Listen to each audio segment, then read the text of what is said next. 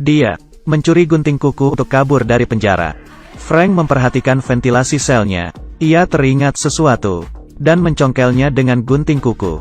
Dinding selnya ternyata sudah keropos. Ia sudah menduganya, Alcatraz sudah lama tidak dipugar. Kerusakan bangunan pasti sudah parah. Kalau tidak kabur sekarang, kapan lagi? Ia mulai mengikis ventilasi dengan gunting kuku. Tapi, terlalu lama, dan susah. Tangannya sakit sekali. Hari kedua saat makan, ia berdiskusi dengan ketiga teman baiknya. John, Clarence, dan Charlie. Aku mau kabur. Ketiga temannya mendukungnya. Mereka mulai membagi tugas, dan merencanakan rutenya. Frank sengaja menjatuhkan sendoknya, dan minta yang baru. Ia pergi ke kantor sipir. Bersama Charlie, Frank minta tukar sendok baru. Charlie mengalihkan perhatian sipir, dengan mengajaknya bicara. Frank mengambil 2 sendok, dan menyembunyikannya di saku. Lalu Frank butuh koin 1 sen.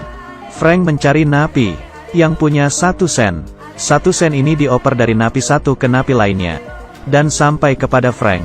Frank membuat alatnya. Ia memakai gagang sendok, lalu menyatukannya dengan pisau gunting kuku.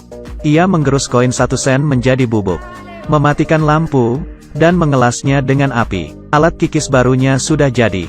Ia minta bantuan temannya untuk mengawasi. Frank segera bekerja.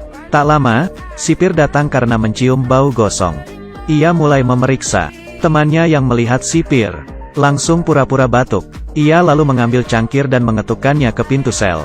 Sebelum sipir sampai ke sana, Frank mendengar kode itu. Ia segera menutupi ventilasinya dengan koper. Lalu, menuangkan sisa bubuk ke jamban, dan berbaring di kasur. Untung saja ia cekatan, dan berhasil lolos kali ini. Setiap hari, Frank bekerja keras mengikis tembok. Debunya terlalu banyak, jambannya mampet. Akhirnya, ia membawa debunya di kantung, dan perlahan membuangnya, saat ada kegiatan di luar ruangan. Rencananya ini efektif. Lubangnya sudah cukup besar. Ia lalu memberitahu rencananya kepada ketiga temannya. Kini mereka bisa mengikis. Frank akan membantu mereka kabur. Tak lama, Frank selesai. Tapi, kawat ventilasi tidak bisa dicopot. Frank memikirkan solusinya. Ia ikut kelas keterampilan kayu, dan mencuri sebatang logam. Charlie terkejut. Kamu mau apa? Pasti terdeteksi kalau kamu membawanya keluar. Frank menenangkannya. Aku punya cara. Ia melewati detektor logam. Alarm berbunyi. Frank mengeluarkan logam itu, dan memberikannya. Ia beralasan logam itu untuk menggantung pakaian. Sipir hanya diam, lalu mengambilnya. Tapi, sesampainya di sel, Frank membuka sol sepatunya. Ternyata ia menyimpan 1 lagi. Ia sengaja menyimpan 2 logam, supaya tidak ketahuan. Frank sangat cerdas. Ia lalu mulai memotong besi ventilasi, dan menendangnya. Ventilasinya copot. Akhirnya ia bisa masuk ke dalam. Semakin besar lubangnya, risikonya juga semakin besar. Untuk mengelabuhi sipir, ia mengumpulkan koran, dan membasahinya. Lalu ia mencampurnya dengan debu tembok, dan menyusun koran itu menjadi ventilasi palsu. Tapi, warnanya tak seragam. Charlie pura-pura ingin menggambar, dan minta sedikit cat. Sipir mendukungnya, bahkan memintanya menggambar dengan baik. Lalu, Frank mengecat ventilasi korannya. Siapapun akan mengira itu asli. Frank baru sadar, ternyata ia sangat kreatif. Lalu ia membuat kepala palsu, dengan cara yang sama, yaitu dengan koran yang dibentuk. Setelah itu, ia mengecatnya. Bila botak sangat jelek, ia minta rambut ke napi tukang cukur, dan membuat rambut palsu. Meski agak botak, tapi sudah mirip orang. Frank menutupi kepala itu dengan selimut. Sempurna, Frank menyelinap ke ventilasi, dan mulai naik ke atas. Sesampainya di sana, ternyata ada teralis besi lagi. Letaknya tinggi dan besinya keras. Kelihatannya harus dibobol dengan mesin. Bagaimana ini? Saat itu, sipir berpatroli. Ia berjalan ke arah sel Frank. Charlie yang tinggal di sel sebelah memperingatkan Frank. Tapi, kok, tidak ada suara? Ia memanggil Frank tapi tidak ada jawaban. Sipir datang, melihat kepala palsu Frank. Ia penasaran, kenapa jam 7 Frank sudah tidur. Sipir bertanya pada Charlie ada apa dengan Frank. Situasi sangat canggung. Ia diam saja. Sipir tak sengaja menjatuhkan tongkatnya. Suaranya berisik. Tapi, kenapa Frank tidak bangun? Sipir makin heran. Ia lalu memegang kepala Frank. Kepalanya bergerak. Ternyata, bukan kepala palsu. Frank yang dengar kode dari Charlie. Segera kembali. Ia lolos lagi kali ini. Esoknya, Frank memanggil temannya. Mereka berdua naik ke atas.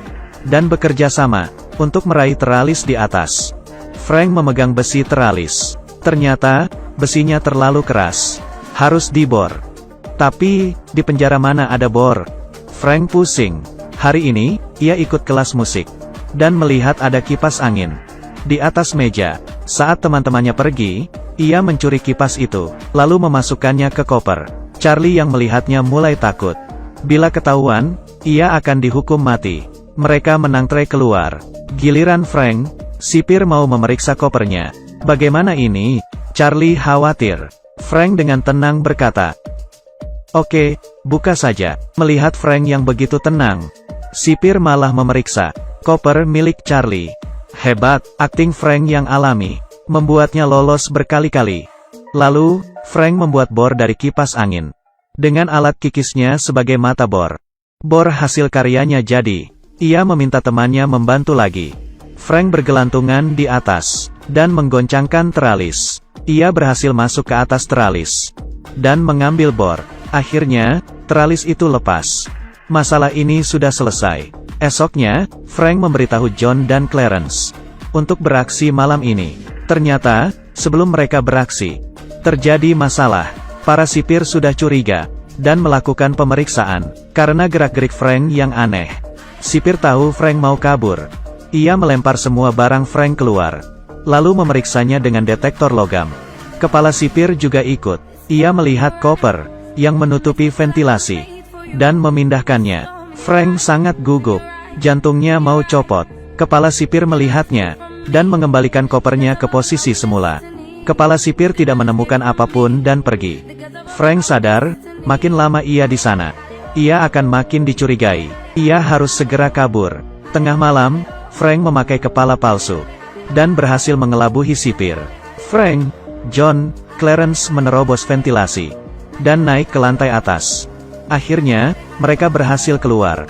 Setelah memastikan keamanan, mereka naik ke atap.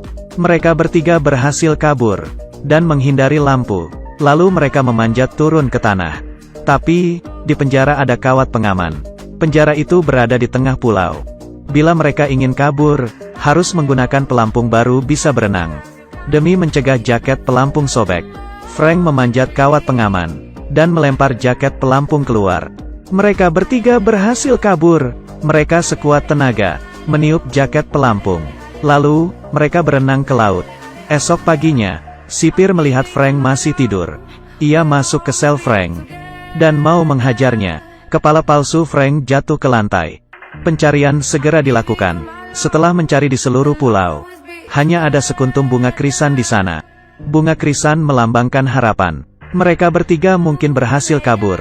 Kepala sipir membuang bunga itu ke laut, dan mengumumkan ketiganya mati. Alcatraz merupakan penjara teraman di dunia.